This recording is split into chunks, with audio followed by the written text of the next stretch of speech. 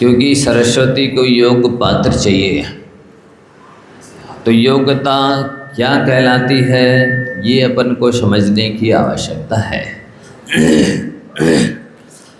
अत्यंत दृढ़ संकल्प हो, सबसे पहला लक्षण बताया जा रहा है। किसके अंदर सम्यक ज्ञान आता है? जिसके अंदर अत्यंत दृढ़ संकल्प होता है कि हमको ज्ञान अर्जन करके ही रहना है। ऐसे नहीं जैसे कि स्वैच्छिक विषय की तरह कंपलसरी नहीं है, आ गए तो आ गए, प्रवचन सुनने के लिए स्वाध्याय कर लिया तो कर लिया, नहीं आ पाए तो नहीं आ पाए, कोई बात नहीं, ऐसा नहीं। दृढ़ संकल्प हो, दृढ़ आस्था हो कि नहीं हमें शास्त्रों का अध्ययन करना है, सम्यक ज्ञान होना चाहिए, हमारे पास डीपली नॉलेज होना चाहिए, गहरा अध्ययन हो। पल्लवग्राही पंडित से काम नहीं चलता। पल्लवग्राही पंडित समझते हैं पत्तों पत्थर पर डोलना, हाँ, ऊपरी ऊपरी कुछ यहाँ का सुन लिया, थोड़ा वहाँ से सुन लिया, दो चार बातें सीख ली, इसका नाम स्वाध्याय नहीं है। तो अध्ययन का दृढ़ संकल्प होना चाहिए। बाकी के सारे काम छूट जाए तो छूट जाए, रह जाए तो रह जाए, लेकिन ये नहीं छूटेगा। जब सरस्वती देख लेती है इस तरह का जिसके अंदर दृढ़ता है तो विद्या आती है। मतलब जो बताया गया है कि एकलव्य की तरह होना, गुरु शिष्य को शिष्य ना माने तो चलेगा, पर शिष्य गुरु को गुरु ना बनाए, गुरु को गुरु ना माने तो नहीं चलेगा। एकलव्य की तरह होना, समर्पण, श्रद्धा, भक्ति, विनय, बहुमान, दृढ़ इच्छा शक्ति, तो विद्या आती है। नहीं तो हम बहुत सारे लोगों को देखते हैं 20 साल से वो प्रवचन सुन रहे हैं, स्वाध्याय कर रहे हैं, लेकिन छटाला भी नहीं पढ़ा सकते, क्योंकि उतनी विनय से, आस्था से, समर्पण के साथ विधिवत पढ़ा ही नहीं, सुना ही नहीं। ऐसी उदासीनता पूर्वक सुनते हैं, पढ़ लेते हैं। जहाँ कहीं जो कोई मंदिर में आए, स्वाध्याय के नियम में कोई भी ग्रंथ उठाया, कहीं से भी खोला, 2 लाइनें पढ़ी, स्वाध्याय हो गया। ऐसा स्वाध्याय होता है? विधिवत करना होता है, क्रम से शुरू से अंत तक करना होता है, लिखना होता है, पढ़ना होता है, याद करना होता है, चिंतन मनन करना होता है, तब आती है विद्या। तो ये लोगों के अंदर नहीं है। उनको यदि ये पता चल जाए कि वाकई में मानव पर्याय में यदि कोई संचय करने लायक निधि है, अक्षय निधि, शाश्वत भंडार, तो वो है सम्यक ज्ञान। ये ऐसी निधि है कि हमेशा हमेशा साथ देती है, हर मोड़ पे काम में आती है। इसलिए अध्ययन का दृढ़ संकल्प होना चाहिए, तब विद्या आती है। ऐसे आयोग के अपात्रों के पास थोड़ी आती है, लायक चाहिए उसे, नालायक के पास नहीं जाती है। जो विद्या की कीमत ना करे उसे वो विद्या कीमती बनाएगी? नहीं बनाएगी, वो मूल्य शून्य रहेगा। इसलिए पहला लक्षण दिया है कि उसको अध्ययन के प्रति दृढ़ संकल्प होना। दूसरा लक्षण है वाणी में माधुर्य हो। जिसकी वाणी में माधुर्य नहीं है उसके पास विद्या नहीं आती है, शास्त्रों का ज्ञान आ ही नहीं सकता। कर्कश कठोर वाणी जितवाणी का अपमान है। झूठ बोलना, निंदा करना, ये जितवाणी का अपमान है। इसलिए वाणी में माधुर्य होना, ये वाणी का माधुर्य है, जितवाणी की पूजा है। प्राय देखा जाता है कि लोगों की वाणी नीरस होती है, रुक्ष होती है, कठोर होती है, उसमें आदर सम्मान नहीं होता है। जैसे व्यंजन बनाते हैं तो उसमें सब तरह के मसाले डाले जाते हैं, तब वो व्यंजन मीठे स्वादिष्ट लगते हैं। इसी प्रकार से वाणी में भी ये सब मसाला डालना चाहिए। विनम्रता हो, सरलता हो, माधुर्य हो, आत्मीयता हो, सम्मान झलक रहा हो, ये मसाले कहलाते उस वाणी के। ये होने चाहिए। और अध्ययन में परिश्रम करना होता है। आपको बताया गया कि ज्ञान की जड़ कड़वी होती है पर फल मीठा होता है। जिस समय आप पढ़ेंगे तो श्रम तो करना होगा, लिखना होगा, पढ़ना होगा, याद करना होगा, गुरुओं की सेवा करनी होगी, विनय करनी होगी, आज्ञा का पालन करना होगा, सेवा करनी होगी। ये तो आवश्यक अंग हैं, उसके अपरिहार्य कार्य हैं, ये होना चाहिए। और साथ ही विनयशीलता हो। देखने में आता है आजकल कि लोग जैसे बाप का धन कब मिलता है? बाप का बाप बन के, हैं? बोलो, बाप का बेटा बन के धन मिलता है। इसी तरह से विद्या कब मिलेगी? जब योग्य विद्यार्थी बनेंगे, आप श्रोता बनेंगे, शिष्य बनेंगे, भक्त बनेंगे, तब विद्या आएगी। तो ये चीज़ लोगों के पास नहीं है, वो दादागिरी से लेना चाहते हैं।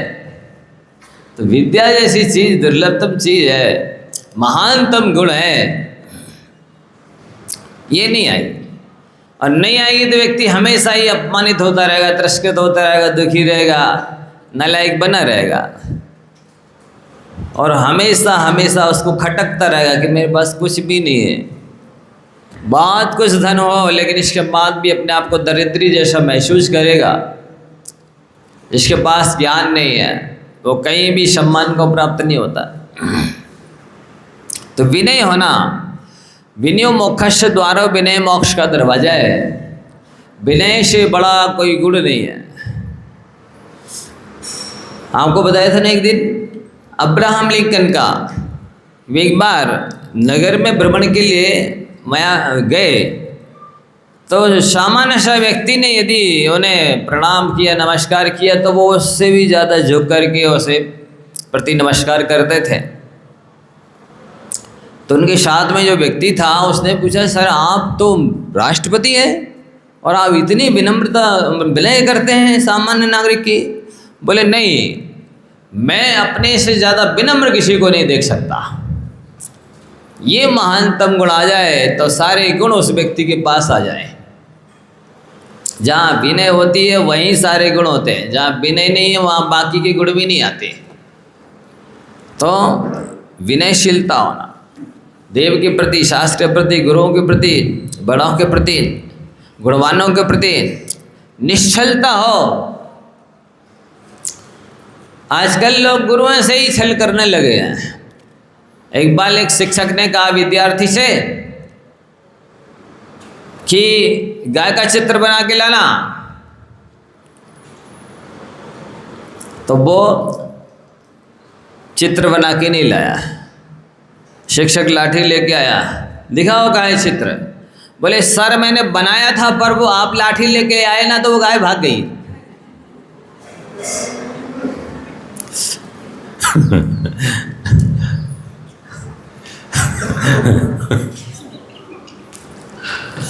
समझ क्यों हंस रहे आप लोग? मतलब ऐसे ऐसे उत्तर देते हैं विद्यार्थी। अब बताइए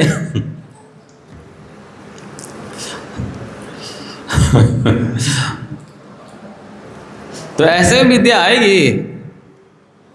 नहीं आ सकती है। गुरु में आस्था होनी चाहिए कि ये हमारे हितैषी है, शुभ चिंतक है, उपकारी है, महान है, गुरु है। ये बुद्धि जब तक नहीं आए, आजकल वो चीज़ नहीं रही। आप देखोगे गुरुकुल में, कॉलेज में, स्कूलों में, मतलब गुरु लोग कोई अनुशासन नहीं कर सकते विद्यार्थियों पर। स्टूडेंट्स जो हैं यदि विदाउट ड्रेस हैं तो उनको ये नहीं कह सकते कि तुम ड्रेस पहन कर क्यों नहीं आए। नहीं तो शिक्षक को स्कूल कॉलेज के बाहर निकलना मुश्किल हो जाएगा। ये क्या है? गुंडागिरी नहीं है, दादागिरी नहीं है। इसमें कोई विद्यार्थी का, शिष्य का, भक्त का, श्रोता का लक्षण दिख रहा है। पहले लोग कहते थे कि सर ये बेटा है, हड्डी हमारी मांस आपका, मतलब आप तो इसे सिखाओ और इतनी पिटाई लगाओ, यदि ना पढ़े लिखे सीखे नहीं, याद नहीं करके आए तो कि हड्डी बस बचे है, लेकिन इसको योग्य बनाना। आज तो यदि मार दिया, थोड़ा सा यदि डांट दिया तो माँ बाप उलाहना देखने पहुंच जाएंगे, आपने मेरे बेटे को मार दिया। इतने अयोग्य लोग हो गए हैं वर्तमान में, इतने विवेक शून्य हो गए हैं। अब कैसे विद्या आएगी, कैसे योग्य बनेंगे, कैसे विशिष्ट बनेंगे, कैसे महानता आएगी? नहीं आ सकती। भक्ति हो गुरुजन के प्रति, जिनवाणी के प्रति, सरस्वती के प्रति, वो पुस्तक लेके ऐसे जाएंगे जैसे सामान्य से कोई सामान्य चीज लिए हो वह। विनय से सरस्वती है, ले जाना, रखना, पढ़ना, जूते मोजे पहने हुए हैं, सिगरेट पी रहे हैं, जैसे तैसे कहीं भी जांग पे रख ले पुस्तक को, कहो उसका ही तकिया बना ले। इतना तो विवेक नहीं है। स्वाध्याय का भी एक आजकल यही हाल हो रहा है। जिनवाणी को भी कभी बिस्तर पे बैठे बैठे पड़े और उसी पे रख के सो जाए, पानी पीते जा रहे, खाते जा रहे, स्वाध्याय करते जा रहे हैं। तो ये संयम नहीं रहा लोगों में, विनय भक्ति नहीं रही जिनवाणी के प्रति। और सम्यक ज्ञान उस व्यक्ति के पास आता है जो समय का सदुपयोग करता है। क्षण त्यागे को तो विद्या, कण त्यागे को तो धनम, सुखार्थना तेज विद्याम, विद्यार्थिना बा सुखी तेज सुखम। मतलब ये है कि यदि सुखार्थी है, कोई सुखशील है, तो उसके पास जिनवाणी नहीं आ सकती है। पुरुषार्थ करना होगा, परिश्रमी होना होगा। कल कुछ नौजवान आए तो मैंने कहा कि भाई क्या करते हो? उस महाराज जी हम कहीं जयपुर रहते हैं, पुणे रहते, इधर रहते, उधर रहते हैं। तो उनको पूछा कि मनुष्य पराई किस लिए मिली है? पहले तो वो चुप से रह गए, किसी एक आध ने थोड़ा सुन लिया होगा कभी, तो बोला आत्मकल्याण करने के लिए। करना चाहते हो? हाँ महाराज जी करना तो है। तो स्वाध्याय करोगे? महाराज जी टाइम नहीं मिलता है। जाप करोगे? जाप कैसे करेंगे? एक आसन करोगे? व्यवस्था नहीं बन सकती है। मैंने कहा सुनो, तुम पुरुष हो, मूछ रखे हो। मैंने कहा जो लोग घूंघट डाले हैं, चूड़ियाँ पहने हैं, उन्होंने भारत में इतिहास रचा है। तुमको मालूम है महारानी लक्ष्मीबाई का इतिहास? तुमको मारा मदर टेरेसा बस सारे जगत में छाई है? तुमको मालूम है महिला ने 20 साल तक राज्य किया है, इंदिरा गांधी ने प्रधानमंत्री बन करके?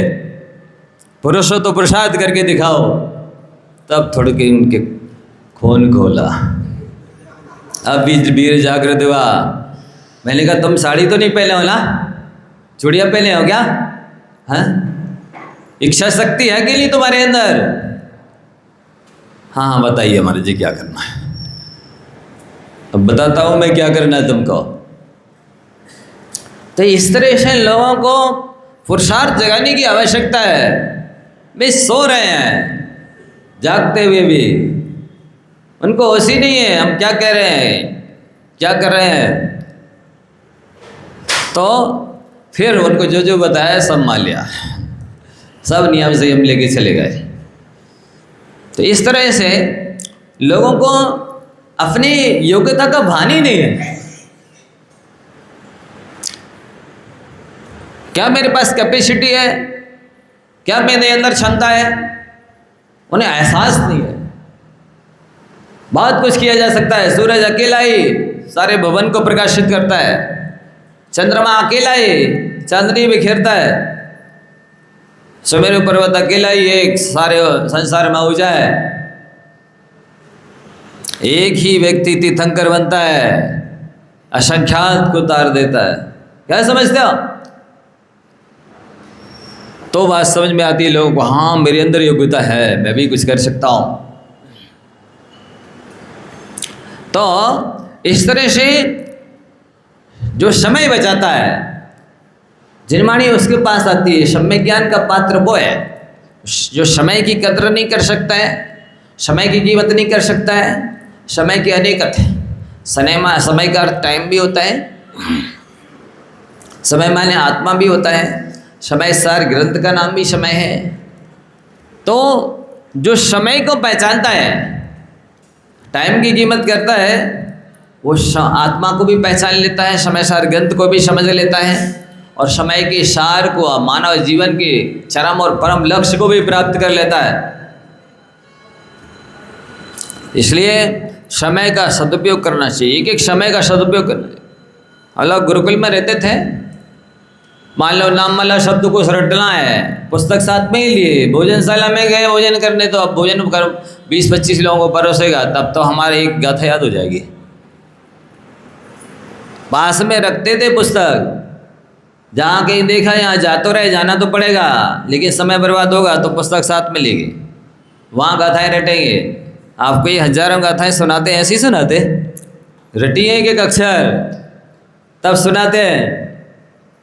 समय का सदुपयोग किया है एक समय का, ऐसे थोड़ी आती है। वहाँ बैठे पता ही नहीं घंटा, अरे 9 बज गए, उनको होश ही नहीं है कितने बज गए, कितने बजे आए थे हम, कितने बजे कहाँ जा रहे हैं, कितने बजे लौट रहे हैं, कितने बजे जागना है, कितने बजे सोना है, कितने बजे नहाना है, कितने बजे भोजन करना है, कुछ टाइम टेबल ही नहीं है। ऐसे लोग विद्या के पात्र नहीं होते हैं। समय का सदुपयोग करो। एक समय में कालानो जे पुतलानो जीवाणो 14 राजू गमन कर जाता है। एक समय का बांधा हुआ कर्म 70 कोड़ा कोड़ी सागर तक भोगना पड़ सकता है। समय की जो कीमत करता है, एक समय जिसके प्राण निकल गए, एक समय बाद राजवैद्य आया है, बोलो क्या कीमत है उस राजवैद्य की? एक समय बाद आया है, प्राण निकलने के बाद। गाड़ी ने, ट्रेन ने रेलवे स्टेशन छोड़ दिया है, एक समय बाद आप पहुँचे हैं पूरी तैयारी के साथ, कन्फर्म रिजर्वेशन लेकर के।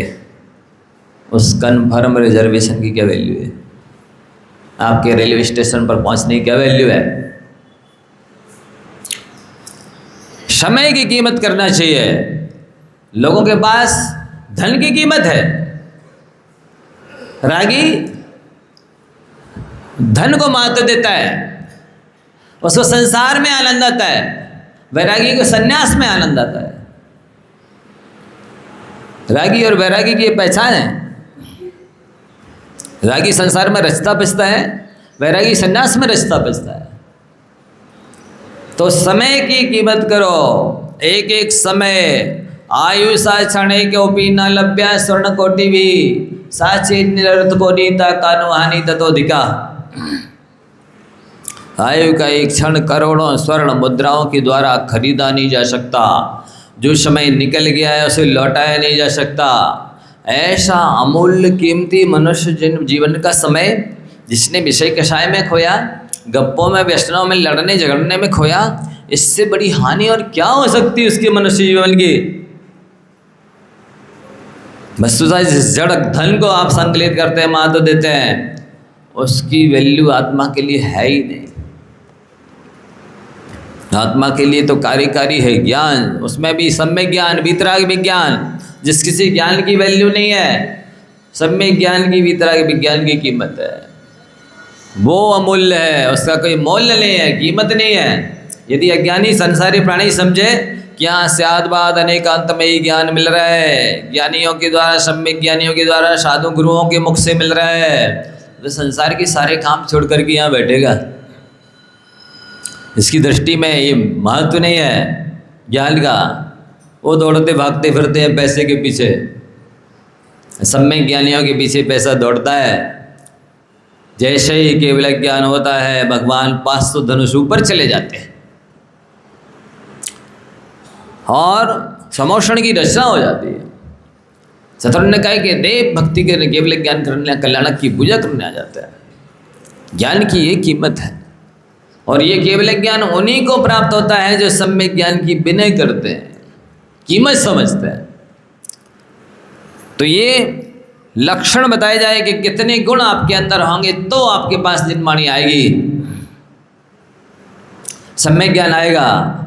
ऐसे थोड़ी आएगा। आप उसकी कीमत ही नहीं कर रहे हैं, विनय ही नहीं कर रहे हैं, दूसरे कामों में लगे हैं, इधर प्रवचन सुनते जा रहे हैं, उधर दूसरे काम करते जा रहे हैं, दूसरी चर्चा भी होती चली जा रही है। ऐसे आएगी आपके अंदर जिनवाणी?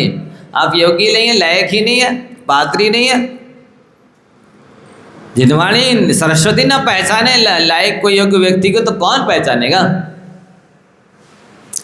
इसलिए संयम हो।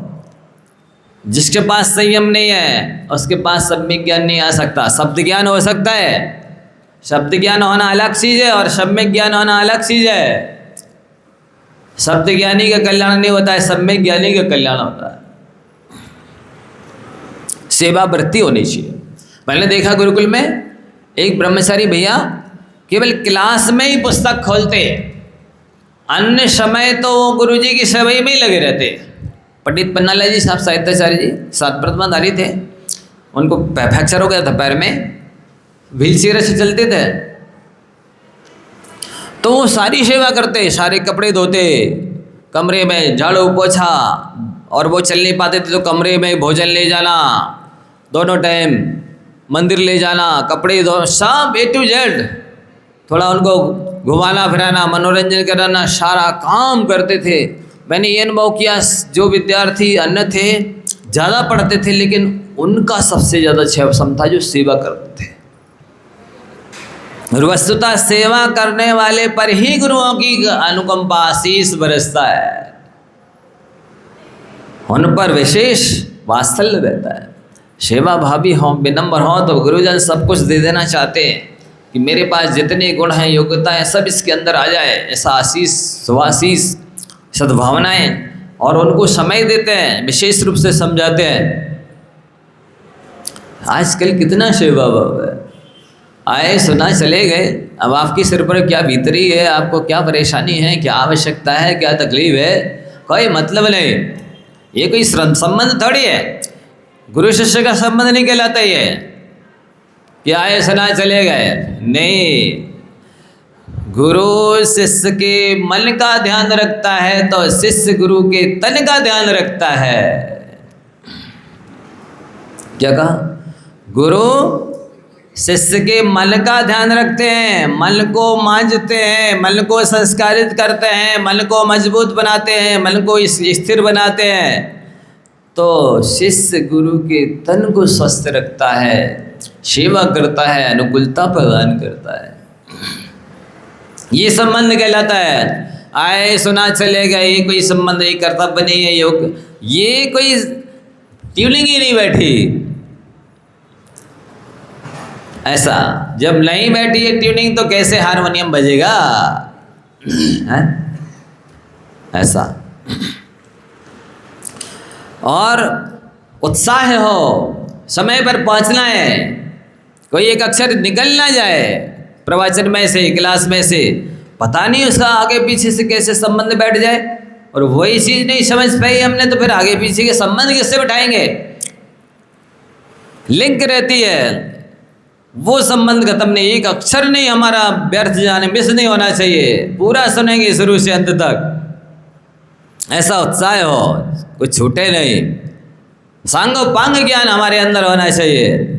नहीं सुन लिया, जितना सुन लिया, चलो जितने दुआ काजन वाणी की दुआ खराब मार गए कान में, इतना ही बहुत है। हाँ, ऐसे लोगों के पास आती जिनवाणी है, योग्य लायक है, ऐसी जिनवाणी की अखरा कालमा पढ़ना है, एक एक अक्षर सुनना होता, पढ़ समझना होता, याद करना होता है, चिंतन मनन करना होता है। इसका क्या अर्थ है, किस विवक्षा से, किस अपेक्षा से कहा गया है, किसके लिए कहा गया है, कौन से गुण स्थान वाले के लिए कहा गया है, कौन से क्षेत्र वाले के लिए कहा गया है, कैसी परिस्थिति मनस्थिति में इसको लगाना है। एक एक अक्षर का महत्व होता है कि स्थान पर थे जोड़ दिया, प्रेजेंट से पास्ट टेंस बन गया। आपने जरा सा एक अक्षर यहाँ का वहाँ सुन लिया, अब वो लगाना था वर्तमान में आपने भूत में लगा दिया, वर्तमान लगाना था भविष्य में आपने भूत में लगा दिया, अर्थ का अनर्थ नहीं हो जाएगा। इतना सावधानी से पढ़ना सुनना होता है, याद करना होता है। लोगों के लिए इतनी सावधानी, सजगता, उत्साह है। देख लो आप कितने लोगों में, क्या ये किसी तरह के लोगों को स्पीच दे सकते हैं, किसी को समझा सकते हैं, किसी में मुर्दों में जान डाल सकते हैं? एक एक अक्षर को पढ़ने लिखने वाला, याद करने वाला ही मुर्दों में जान डाल सकता है, प्राण फूंक सकता है। ये आला स्वरूपी आलसी मुर्दे पड़े जो हैं, जो आलसी और मुर्दे के तुल्य है, उन आलसियों में उत्साह भरना है, जान डालना है, प्राण फूंकना है। जिसको शुरू से अंत तक आता है व्यवस्थित, वही बोल सकता है, समझा सकता है। महावीर भगवान के शासन काल के शिष्य मूर्ख और बक्र, इनको समझाना टेढ़ी गिर है, और वे ऐसे समझेंगे स्वेच्छा से चले आए, जब कभी जो कुछ भी सुन लिया ऐसे जितमानी आएगी। जिज्ञासा हो, समझने की इच्छा हो, उत्कंठा हो, क्या किसका कैसा अर्थ है। मुझे एक एक अर्थ, एक एक अक्षर का अर्थ आना चाहिए। कोई पूछ ले तुमने पुरुषार्थ सिद्धि पर पढ़ी? हाँ पढ़ी, सुनी है। तो इसका क्या अर्थ होता है? ये तो नहीं पता। तो क्या पढ़ा है फिर? क्या आता है आपको? आपको पूछना चाहिए ना कि ये अक्षर हमें समझ में नहीं आया, इस चरण का अर्थ नहीं आया समझ में, क्या है? कुछ नहीं।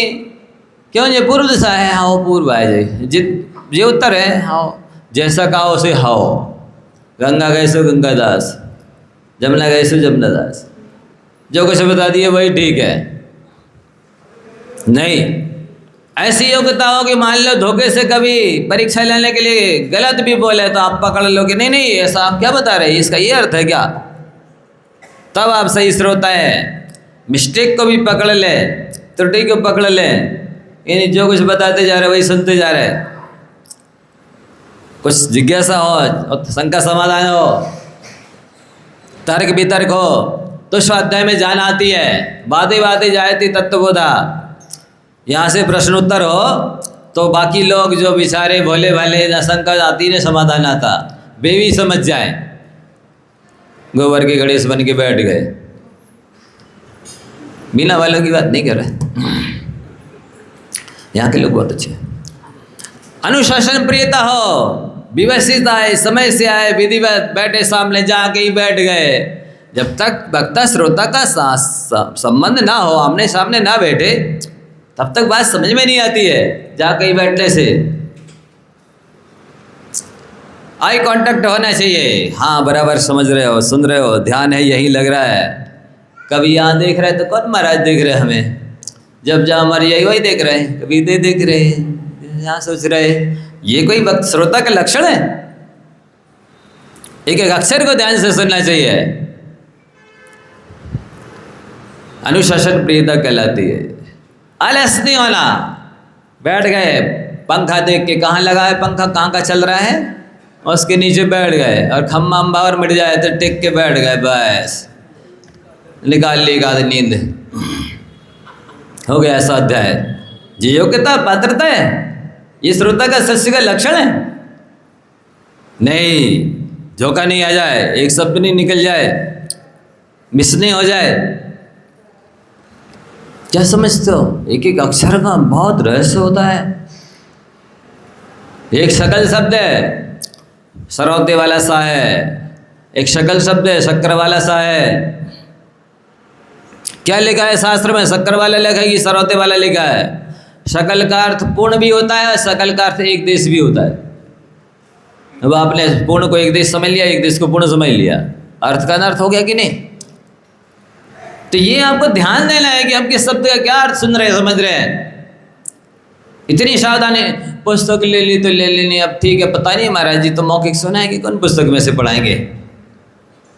जय, कभी भी किसी भी शब्द का अर्थ आपको दिखा सकते हैं गाथा से, ग्रंथ से, आपके पास में साथ में होनी चाहिए। अभाग्य की जिनवाणी को हाथों में लेने का सौभाग्य प्राप्त हो रहा है। नहीं आप ठीक है सुन लेंगे ऐसा ही, मूर्खता नहीं है, आलस नहीं है, ये लक्षण नहीं है। शास्त्र को हाथ में लीजिए, पहले से समय पे आइए, चौकी पटावे और व्यवस्थित जिनवाणी को रख सके विनय से, समझ सके। भले हम कहीं से सुना रहे, इसमें से पढ़ा रहे तो इस पर पूछ सकते ना, बता सकते। आप पूछिए ना कि आपने गाथा पढ़ा दिए, हमें इस श्लोक का अर्थ समझ में नहीं आया, इस शब्द का अर्थ समझ में नहीं आया, पूछिए। कहीं भी पढ़ा दें, कुछ भी पढ़ा दें, सुनने से काम नहीं।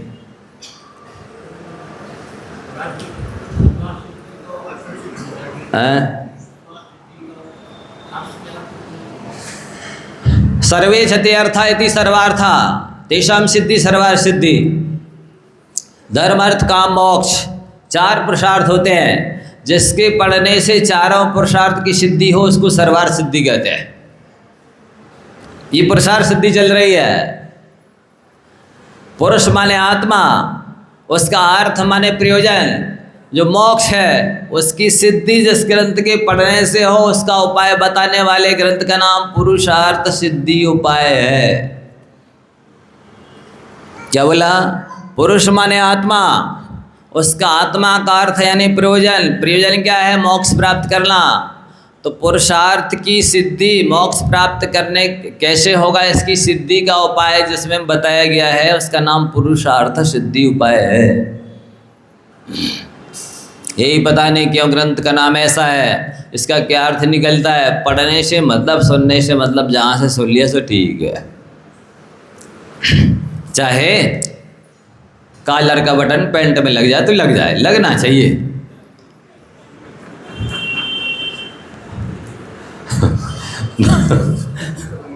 क्यों हंस रहे?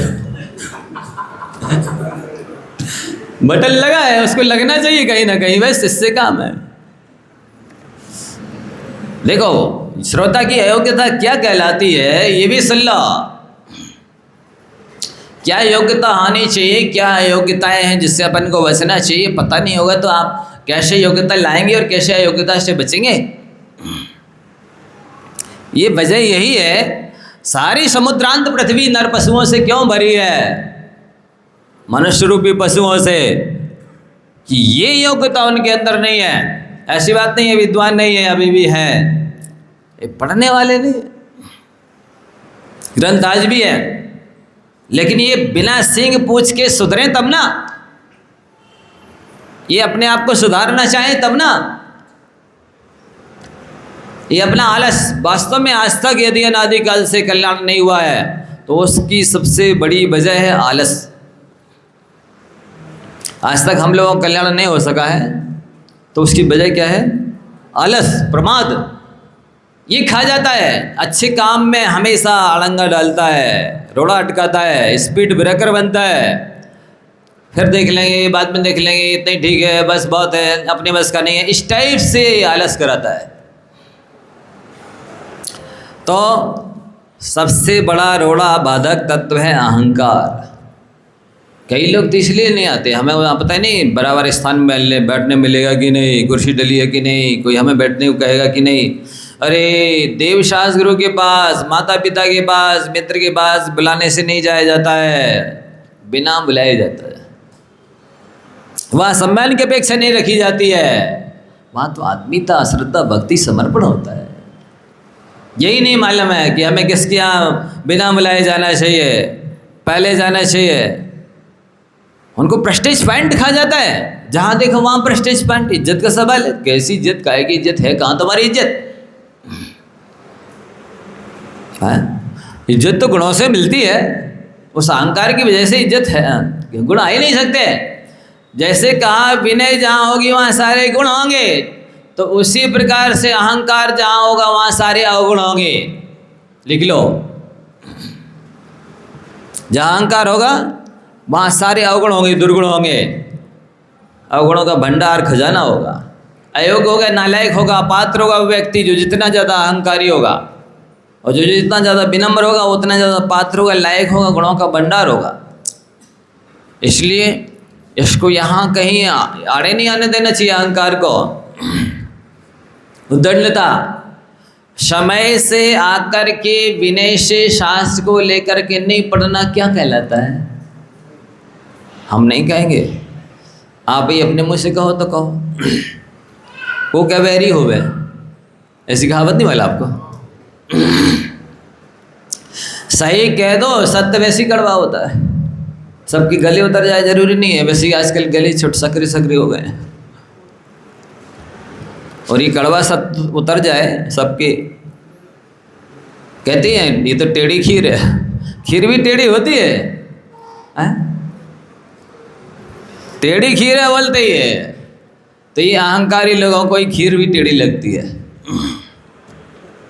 अनुशासनहीनता आना, समय से नहीं आना, पिछले विषय याद नहीं रखना, पूरा नहीं सुनना, मंगलाचरण नहीं करना, जिनवाणी को धन्यवाद दिए बिना चले जाना, अर्थात जिनवाणी स्तुति नहीं करना, ये सब उद्दंडता के अंतर्गत आता है। तो महाराज जी फिर हम कल से आएंगे ही नहीं। बेटी आ गई ससुराल से मायके, माँ हम आ गए वापस, बेटा तुम ही दुखी रहोगी। आ गई तो इसी तरह से तुम नहीं आओगे तो तुम ही ज्ञान से वंचित रहोगे। किसी का क्या जा रहा है, बताना तो पड़ेगा ही ना। आखिर ये उद्दंडता है। अनुशासन पालन करना आवश्यक है। किसी भी क्षेत्र का हो, घर का हो, स्कूल का हो, पाठशाला का हो, स्वाध्याय का हो, कक्षा का हो, हर क्षेत्र का अनुशासन पालन करना जरूरी है। आज तक जितने क्षेत्रों में उन्नति हुई है, वृद्धि हुई है, उत्कर्ष हुआ है, वो अनुशासन के बल पर हुआ। एक दिन मैंने कहा था कि गाड़ी को पटरी पर चलना ये उसका अनुशासन है। ट्रेन का पटरी पर चलना अनुशासन है। यदि ट्रेन स्वच्छंद हो जाना चाहेगी तो पटरी के नीचे उतर तो सकती है, पर जाएगी किधर? गति तो उसकी पटरी पर ही होगी। इसी तरह से अनुशासन के बिना व्यक्ति की गति, वृद्धि, उन्नति नहीं हो सकती है। समय का ध्यान रखना, व्यवस्थित आकर के सुनना, पूरा सुनना, मंगलाचरण करना, ये सारे कितना महिमा है मंगलाचरण की। मंगलमय आचरण हो जाता है व्यक्ति का जो मंगलाचरण करता है। आज गुरु आपको नमोकार मंत्र का उच्चारण करवा रहे हैं, उनके द्वारा कराए गए नमोकार का उच्चारण करोगे तो मरते दम कोई ना कोई अवश्य ही तुमको नमोकार मंत्र सुनाने वाला मिलेगा। आप नहीं आ रहे समय पे मंगलाचरण में, जिनवाणी स्तुति किए बिना जब वो आए मन में, जैसे गाय बैल भैंस गधे को जब मन में आता है तो आके बैठ जाता है, जब मन आए उठ के चल देता है। ऐसे जब मन आए चल दिए, ये कृतज्ञता नहीं है, ये विनय नहीं है। अपने जीवन में ये चीजें लाओ, आवश्यक है। सासी विलासी जीवन होना, विलासी जीवन जीने वालों के पास जिनवाणी नहीं आती है, नियम है ये। कल आप परसों एक दिन हम आपको दृष्टांत दे रहे थे। एक बार जापान का राजदूत भारत आया और भारत आकर के उसने लोगों के मुख से किसकी प्रशंसा सुनी? चाणक्य की, कि ये महामंत्री हैं मौर्य साम्राज्य के। जन जन प्रशंसा कर रहा है, मिलना चाहिए। किसी ने कहा गंगा किनारे रहते हैं, वो गंगा किनारे चले गए, जाकर देखा एक अच्छा पर्सनालिटी वाला व्यक्ति ऊंचा पूरा गंगा में स्नान कर रहा है। सोचा चलो इनसे ही जाकर पूछते हैं कहाँ रहते हैं महामंत्री चाणक्य। तो उन सज्जन से पूछा, भाई साहब मैं महामंत्री चाणक्य से मिलना चाहता हूँ। उन्होंने कहा वो कुटिया की ओर इशारा कर दिया, वहाँ रहते हैं। व्यक्ति इधर से चलकर वहाँ तक पहुँचा, तब तक ये अपने कपड़े धोकर के चड्डी बनियान इत्यादि और पहुँचे वहाँ। उन्होंने झाँका चारों ओर, निगरानी की, कोई नहीं यहाँ। वो सज्जन तो कह रहे थे यहाँ रहते हैं, और जब तक वहाँ देखने के बाद पीछे मुड़ के देखा तो ये जाकर के उनके पीछे ही खड़े थे। सर आप तो बोल रहे थे महामंत्री चाणक्य यहाँ रहते हैं। बोले हाँ पधारिए, आपका इस कुटिया में स्वागत है, मैं ही चाणक्य हूँ। आप महामंत्री और इस कुटिया में? बोलते देखो ऐसा है, मैं यदि महलों में रहूँगा, कोठी बंगलों में रहूँगा तो जनता की सेवा नहीं कर पाऊँगा। मैं विलासी हो जाऊँगा, भोगी हो जाऊँगा और सुख सुविधा में ही अनुरक्त हो जाऊँगा। यदि मुझे सेवा करनी है तो ये सब सुविधाएं तो छोड़ना होंगी। वो चरणों में नतमस्तक हो गया। धन्य ऐसे होते हैं परोपकारी जीव जो सुख सुविधाओं का त्याग कर देते हैं, अपने जीवन का खुद का ध्यान नहीं रखते। चंद्रमा की तरह ये चंद्रमा सारी दुनिया को आह्लादित करती है, आलोकित करती, प्रकाशित करती है, चांदनी बिखेरती है, लेकिन चंद्रमा स्वयं में अपने अंदर में दाग है, कालापन है, उसका ध्यान नहीं रखता। इससे सिद्ध होता है जो महापुरुष परोपकारी होते हैं वे स्वयं का ध्यान ना रख करके दूसरों को सुखी बनाते हैं, समृद्ध बनाते हैं, ऊंचा उठाते हैं, सुखी बनाते हैं, खुद दुखी भी रह सकते हैं। परेशान भी रह सकते हैं। ऐसे होते हैं महापुरुष बंधुओं। ये योग्यताएं जब तक अपने अंदर नहीं आएंगी अपन गुणों के पात्र तो नहीं हो सकते हैं। कह रहे हैं असंयम नहीं हो। जब स्कूल गुरुकुल पढ़ते थे हम लोग, शुरू में जैसे ही गुरुकुल में पढ़ने के लिए गए तो हम लोगों को सबसे पहले कॉपी में पंडित साहब ने एक दुआ लिखवाया, बेटा ये लिख लो। जी पंडित साहब क्या है बताइए। काग चेष्टा वकोध्यानम सान्निद्रा तथैव च अल्पाहारी गृहत्यागी विद्यार्थी पंचलक्षणम। आप पढ़ने आए हो ना, विद्यार्थी के लक्षण है, याद कर लो इसको। काग जैसी चेष्टा हो, कौवा की खिड़की दो होती हैं, गोलक एक होता है। एक गटैना होता है, उसी को वो लुढ़का रहता है, ऐसे क्रम से लुढ़काता रहता है। सामान्य व्यक्ति जज नहीं कर सकता है कि इसकी ये गटैना दो है कि एक है, पर वो रहते कई और इतने जल्दी जल्दी लुढ़काता है कि लोगों को लगता है कि इसकी दो गटैना है। कौवा काना होता है तो, लेकिन वो देख लेता है कोई खतरा तो नहीं आ रहा कहीं से, इधर से उधर से आगे पीछे सब जो झांकता रहता है, अलर्ट रहता है। कौवे जैसा सावधान व्यक्ति हो तब वो शिक्षा को ग्रहण कर सकता है कि शास्त्र में क्या लिखा है, महाराज जी क्या अर्थ बता रहे हो इसका, कौन सा प्रसंग चल रहा है, इसमें इसकी संगति बैठ रही कि नहीं। ये इस तरह से कौवे की तरह चेष्टा वाला हो। भकुत ध्यानम, बगुले जैसा ध्यान हो। बगला नवंबर दिसंबर यानी अगन पूस की ठंडी में भी पानी में एक पैर से ऐसा एकाग्रता से खड़ा रहता है, ठंडी की परवाह नहीं करता है। पानी ठंडा है कि ठंडी ठंडी हवा चल रही है, नहीं, उसको अपना लक्ष्य से मतलब है। जैसे ही मछली आएगी पकड़ लेगा तुरंत। ऐसे विद्यार्थी होता है, किस शब्द का क्या अर्थ बताया जा रहा है, किस गाथा का क्या अर्थ समझाया जा रहा है, आप क्या बताने जा रहे हैं महाराज जी। इतनी सावधानी से सुनने वाला हो, बगुले जैसे ध्यान रखने वाला हो, ये योग्यता मानी गई है श्रोता की, विद्यार्थी की, शिष्य की, भक्त की, शिक्षा ग्रहण करने वाले की। काकचेष्टा वकोद्यानम स्वानिद्रा। और जो शिक्षा ग्रहण करना चाहता है वो घोड़ा बेच कर न सोए।